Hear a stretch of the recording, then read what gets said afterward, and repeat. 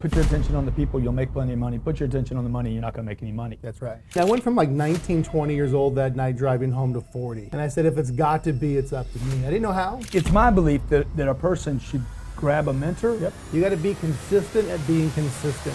I don't understand, like, what are you guys thinking about? Like the people that you've seen made it, what did they do with their money? The only way you make money is leverage. There's two types of income. There's linear income and leveraged income. So you still think this is a numbers game? It's a numbers game. There's no question. It's a business. So how does a guy or gal with no skills learn that? This guy's a top distributor in every company he's worked for, 7-figure earner by the time he's 26 years old. Nicknamed the millionaire maker, billion-dollar producer. Dude, $1 billion you produced?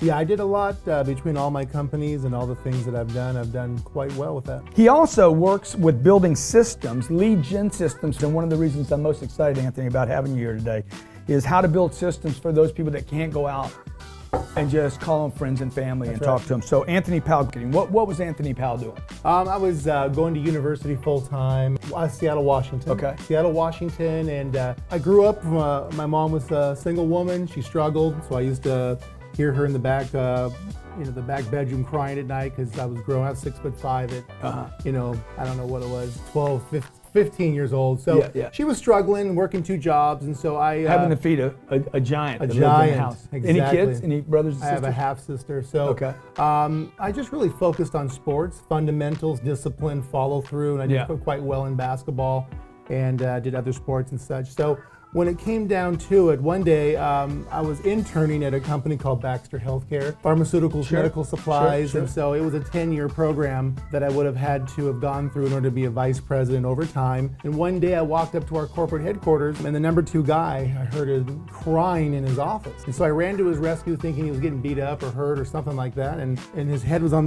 his desk. He put his head up and he said, listen, I've been here for 35 years, gave up my weekends, my holidays, and everything to be in this position. Now they're letting me go before my retirement because they want to hire somebody cheaper and younger. And I remember that day I was like 19, 20 years old, and I drove home that night and I said, look, I got a 473 credit score for buying stupid stuff.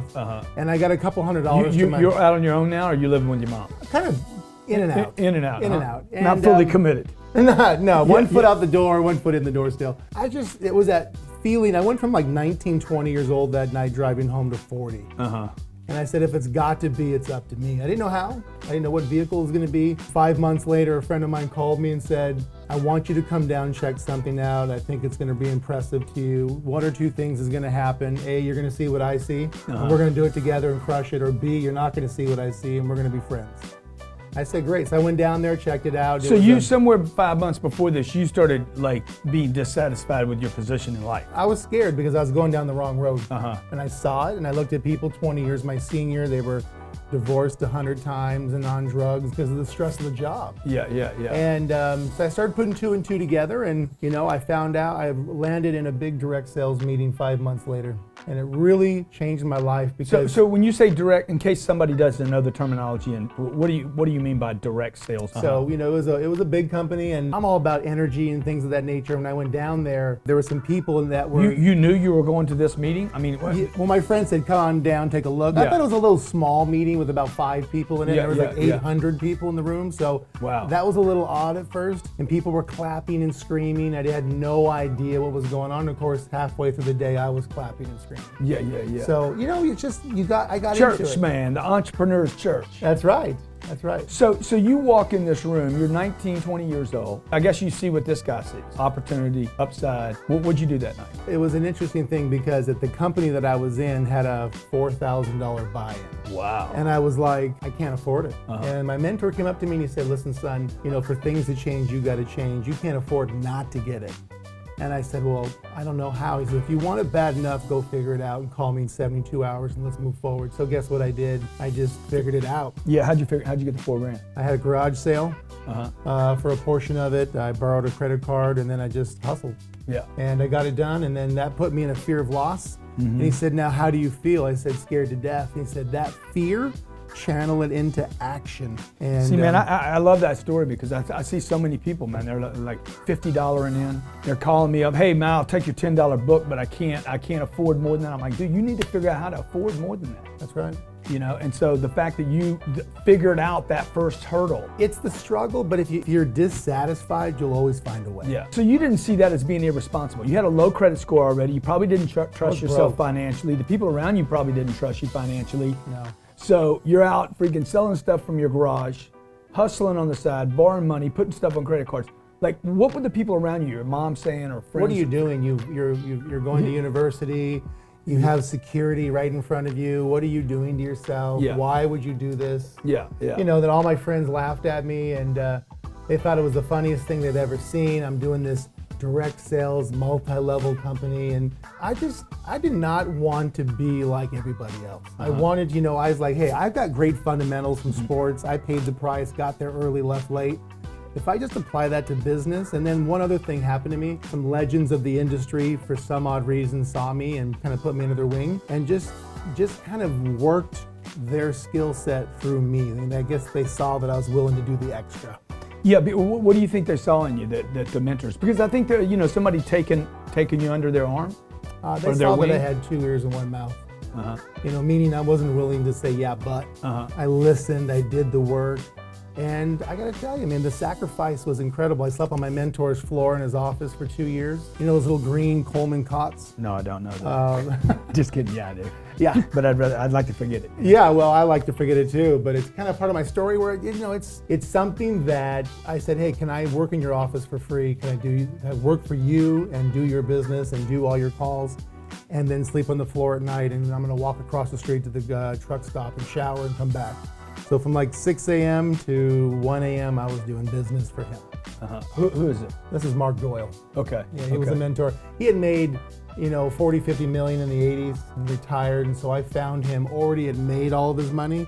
So to get his attention to want to work with me was, I had to go above and beyond. He was a stickler on, you gotta watch your numbers. You know, you can't have all this, I'm gonna make it declarations, you gotta have action. So every morning we'd look at our numbers and every evening we'd look at our numbers on our invitation, presentation, launch ratios. So he really got me to focus on, it's not. So he's not retired, or he was retired, kind of like, he was still in the business, but he wasn't really actively building the business. But he's working with you on these basic fundamentals. Yes. Yeah, he was working with me on the fundamentals, and it was incredible because we had like 15 people in the office, and everybody was, you know, sitting there water cooling it and talking and just thinking they're working all day. And I literally was working around the clock and producing. Everyone else was just being productive. So they were being active. Yeah. They were active. I mean, they might have 1 or 2 sales here and there, but at the end of the day, they really weren't paying the price and, you know, crying in the corner at night about how to pay for their bills. So what's your first year look like? Well, the first year was, I basically quit my job. The first thing I did was, he said, you got to go out and get 25 customers. And how you do it is you give 50 people samples and you follow up like crazy on the 50 samples. And then you get you get 1 person on the product. If you get them satisfied, it'll give you 5 more. So I focused on getting 1 and then following up like crazy, getting them a result and getting 5 more customers. And that really did well for me. I made all the money back that I paid for my initial $4,000 order, which was, you know, how was I going to afford it? I got it done, and then I moved it in 4 weeks. And then he said, "Oh, you paid the $4,000 back in 4 weeks." That's right. And then the one thing I mean, look, college doesn't make you that guarantee. No. First of all, you can't go to college for $4,000. No. Number 2, you're never going to get it back. Even if it was only $4,000, there's no way you're going to get it back in 4 weeks. What is the common mistake of the ones that don't make it? It's real simple. Everyone's after kind of like more like a greed marketing. Greed marketing. Yeah, because if you focus more on people, you get rich. If you focus on making money, you go broke. And that's something that one of my very dear friends who since has passed, Jim Rohn, the famous Jim Rohn, the business philosopher who my head came from as far as personal development, he really got me to focus on people first because you really attract people. And the second thing is, I don't think people understand that the 2 reasons why people fail is they're undercapitalized and they have a lack of time. And they put stipulations in front of what they're willing to do to get the prize. And I think if people just, you know, it's kind of like I almost want people to spend $1 million on the business, like a McDonald's. Yeah, exactly. Because they're going to show up. Dude, you're willing to smell like French fries if you spend $1 million. You know what you're getting into. That's right. Okay, because you're saying undercapitalized, lack of time, unwilling. You put in $4,000 to start. I know when I started as a salesperson at 25 years old, I borrowed $3,000. Like I was freaking I was in, man. To me, that was like $3 million. Oh yeah. And I see people getting network marketing for $50 and you talked about the hobby mentality. Yeah. Talk about that. So there's two types of people. There's people that want, obviously, they want financial walls built, but then they give a $50 work habit. And then they bitch and moan about, how come I'm not making it? Or they say, I'm only going to do it for 3 more months and then I'm going to quit. Well, business doesn't, and you know this more than anybody, business doesn't work that way. You've got to be all in or all out. So what happened to me at the end of my first month, I was able to, get the $4,000 back. And my mentor sat me down. He said, okay, son, the next thing you need to do is take your profit. That's your seed capital. Don't spend a dime of your profit. You need to reinvest it. And if you and then I need you to stay the course until. And I'm like, well, what do you mean? I need to pay my bills at home. He said, no. You need to go work a part-time job to do that stuff, which is going to put a more strain on you, but it's going to build the skill set and the capacity. But you really need to take every dollar your business creates and reinvest it. And so I did that. And I was working, I was university full-time, I was intern, I was at a full schedule, and I still was able to pull $20,000 a month, not in net sales, net dollars, but in $20,000 a month of new sales in like 2 or 3 hours a day worth of working. And by the end of my first year, I got up to about $7,000 a month, US. 7,000 take home. Yes. So it took you 12 months to go from borrowing $4,000 to $80,000 a month a year. $80,000 a year. Okay. Yep. So let's go back to those people that don't, they don't make $80,000 the first year. They don't make $800. Yeah, most don't. So why are those people walking around so discouraged? Like, you would have failed at anything. Yeah. Right? Well, I think the common thread with direct sales is everything's law of averages. And I don't think, like, if you're gonna have Dell computer, you know exactly how many clicks are gonna come to your main website, how many clicks it takes to get a sale. It's real simple, it's matrix. So if you're gonna do direct sales, you gotta at least have X number of new customers a month. So you still think this is a numbers game at It's some a numbers point. game, there's no question. It's a business. Yeah, because, and what I heard you say earlier was Rohn told you, hey man, put your attention on the people, you'll make plenty of money. Put your attention on the money, you're not gonna make any money. That's right. Because people have the money. That's right. Like the thing between me and money is people, right? So I need enough people, or the right people, enough Roberts, enough Anthonys, to finally say it's right for you, but it might not be right for Robert. So how does somebody go through that painful process, man, when nobody taught them at home? I mean, their parents taught them not to talk to strangers. Yep. The schools didn't teach them how to prospect. Not at all. Or how to build a pipeline. Yep. So how does a guy or gal with no skills learn that? Well, the first thing you gotta do is change your mindset. So, where I come from, we've always been instructed to do about 45 minutes to an hour of personal development every single day, because you don't change in one day, you change over a period of time. So, I know my teams and the people that I've personally coached and done all that with, it always comes down to personal development. You got to get your mind right to get your money right. And then from there, you got to get some kind of exercise to get some oxygen in your brain and release all the stress, because you're either going to go to drugs and smoking and doing that, or you're going to go to the gym and you're going to get your exercise and get that your high that way. So we really focus on exercise, personal development, and stay the course, because you can change your thinking and change the way that you operate if you just, spend that 45 minutes a day on personal development. And Jim Rohn for me was that I had an opportunity to be with him a lot, when I was going through my 20s. He said, hey, get rid of your center of influence. It's not, building you up, and put me in your ears. And that's what I did. I'd put him in my ears, and then I would run for 2 or 3 or 4 miles a day. So when you talk about a mentor, okay, because I hear a lot of guys, and particularly with social today, a guy could have 50 different mentors. Yep. It's my belief that a person should grab a mentor until you can outgrow that one person. That's right. Stick with that one person. I mean, what are your feelings on that? How much? 100%. Find someone that has what you want and go hold their bags. And most people are not willing to do this. Like, I was willing to go hold bags for free and be someone's, their puppet, I guess. Because I knew whatever they were saying, I would eventually rub off on me. Whatever they would do and how they act and how they walked, everything would eventually, I would model them and I would make it my own. That's really the claim to fame for me, is I would find people that I wanted to be like and the kind of income and the kind of business that I wanted, and I just modeled them.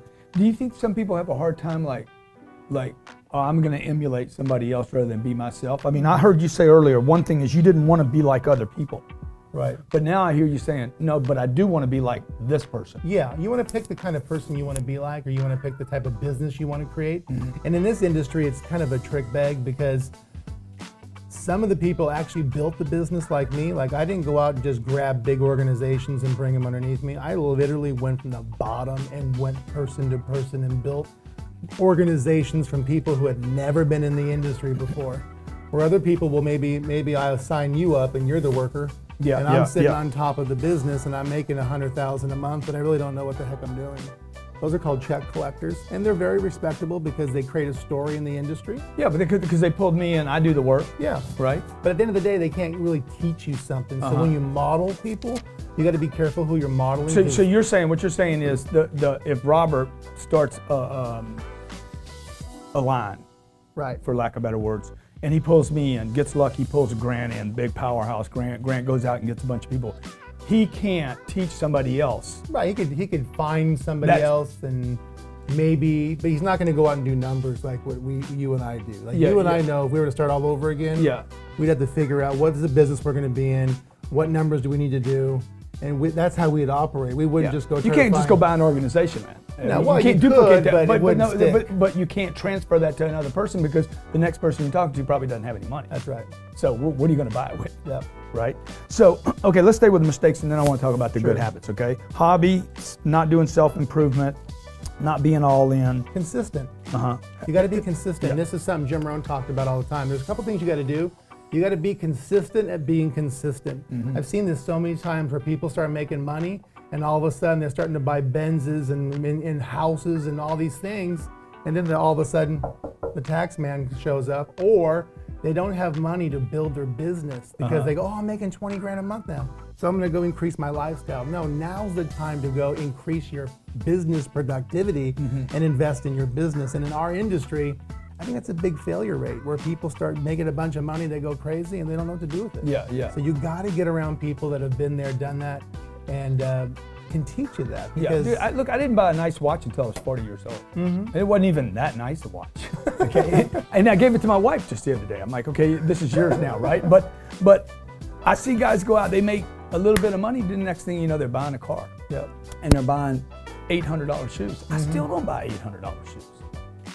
I don't understand, like, what are you guys thinking about? Like the people that you've seen made it, what did they do with their money? I wrote this little book, millionaire booklet, about the money because I'm seeing people fail at sales, fail at follow, fail at the consistency because I don't think they're getting their money mental right. Well, the gentleman, one of the guys that we followed, Mark Hughes, he went from brilliant money guy too. He went from a boy's home to a billionaire. He said, work your vehicle is your business, and then put all your money into assets that you don't have to manage. If you have to manage things, then you're going to have a headache. And that was what we all followed, the ones that were willing to follow. Say that again, because that is absolutely 100% my advice to everyone. Take all your energy and focus on your vehicle. Your vehicle is the business that's producing the money. And then take your money and invest in assets that you don't have to manage to create. And that wouldn't be a Bentley. No. A Bentley is not an asset. No, okay? No, it's not. So, I mean, I can't imagine that a Bentley is going to have more people sign up for my network marketing program.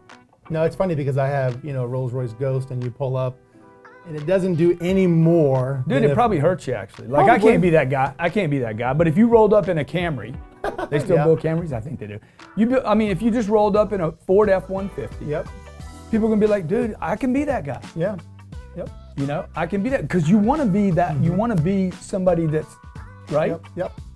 I'll tell you a little story. This is an interesting, the recession we had in 2008, obviously, was almost one of the biggest ones since the Great Depression. Totally. So I really understood the value of network marketing, Grant, during this time because, in Scottsdale, it's kind of a new Beverly Hills type of thing, young money there. And we have these really nice places we all hang out at night, just like here in Miami. So in 2009, all my buddies, we're in real estate, like title loans, mortgages, things they had to continue to redo sales in order to live, resale. So all of a sudden in 2009, because we work off of, organizations that continue to reorder whether we work or not once they're built. I was the only one of my friends, and I had friends that had, 650 Gulfstreams and huge houses. One guy built a 150,000 square foot house in Scottsdale. Why would you do that? I have no idea. They lost everything. And I was the only one that had a Lambo still out of all my friends. And I had about 20 guys that were ultra rich. And I really learned the value of network marketing during the recession. My business grew almost 300% in that recession. And it's because it's like the direct sales model of having an infinite payout off of volume that is as far down as your organization goes. You get paid whether you work or not was so valuable to me because I didn't have to constantly continue to resell to create that volume. It was built. So because your business had scaled out big enough. That's right. Okay, even if it got cut in half. That's right. Right? Yep. And so you guys, if you don't understand what he's saying, look, you have to go wide. I say this all the time. Look, you got to go wide because sooner or later you're going to get cut down. How old are you? I'm 44. Yeah, so sooner or later you're going to get cut down. Something's going to cut you down. It might not be your fault. In this case, it was the housing crisis. You probably didn't have anything to do with it. I didn't have anything to do with it, no. I had some homes in there, but luckily I got out in time. But I mean, you and I weren't participating in let's create this housing bubble. Oh, no. Right. And in Phoenix, it was 42% investor money. So when that hit, it hit hard. Yeah. So Vegas, Phoenix, we got hit pretty hard with that big, huge real estate. And I tell the guys here in my office, particularly the executives, I'm like, look, I told them yesterday, I said, look, man, prepare to get cut in half. Like, prepare now. Don't wait until there's another problem to start looking at where the money is. The only way you make money is leverage. There's two types of incomes. There's linear income and leveraged income. 99% of the world works in linear thinking. The 99% of the world services the 1%. The 1%ers like yourself and myself now that I've figured it out. Leveraged income is what? The big fat cats of Wall Street, people that have humongous portfolios in real estate. And what happens? Compounds. You're using other people's money to make more money, and once you have it built, whether you work or not, you get paid. The average person can't do that. So the only linear means you're exchanging an hour for $1. I exchange time for money. Time for money. That's right. And that's the way most people are groomed. That's why when you're saying how come people can't figure it out, it's because we have this linear thinking mentality. And leveraged income people make fun of, but they don't understand that that's the only way you're going to make institutional money to the where you don't have to worry anymore. You can work in single level type linear income where you can go make $100,000 or $200,000 at your job, but at the end of the day you're still exchanging your time for money. And what you really need to be into is leveraged income and having money work for you. And so if and you're still attached to time because what you're doing is basically Grant only has 164 or 68 hours in a week, but if there was 5 grants or 10 grants or 15 grants, the wealthy people buy time. That's right. They don't do their own, they talk about their nannies and they're like, well, why wouldn't I have a nanny, dude? I don't know why you guys get all upset about me having a nanny. I have a nanny because it's not, why would I go from earning $6,000 a freaking hour or whatever the number is to driving my kids to school unless that's just what I want to do. I mean, I don't want to have to do that if I could be more productive doing something else. Right. That's exactly correct. And network marketing gives the average person an opportunity to be part of leveraged income. So you do where you wouldn't have it. The average person, let's say Tommy Tow Truck, right, wakes up and says, hey, I'm going to go build a humongous real estate portfolio. Can he do it? Yes. But he needs a vehicle to create cash so that he can go participate. So network marketing allows you to put in the time. You do have to put time in. But if you understand, one, do the numbers and stay the course, be consistent, and discipline your disappointments over a period of time. Explain that. Discipline your disappointments. Your journey, all entrepreneurs are going to have bumps in the road. We're all going to have things that happen to us that maybe don't work out. Dude, if it was easy, it'd already be done. I mean, it wouldn't even be an opportunity. If it was so easy, there would be no opportunity. That's it. The military puts the wall and the rope at the very end of the exercise in boot camp because they've already exhausted you. And what happens is when you're going under the exercise of the barbed wire, 9 people out of 10 look at the wall and the rope and they say, "Oh crap, I can't do it," and they mentally tap out. 1 person out of 10 goes, "All I got to do is get over the wall, and I'm done." That's the leader. It's the same thing in business. There's always those 9 people that are tapped out in their thinking. 1 person figures out how to get through it. Wherever they came from doesn't matter.